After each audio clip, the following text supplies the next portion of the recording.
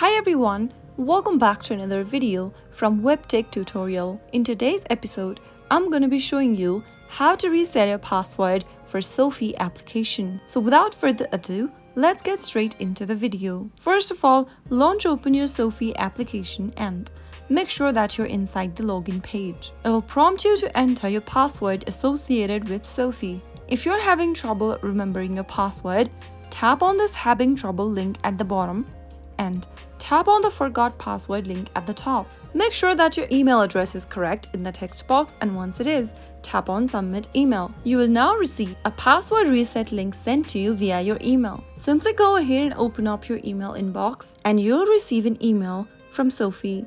Tap it open and tap on reset my password. It'll then take you to a new page where you'll need to enter the new password.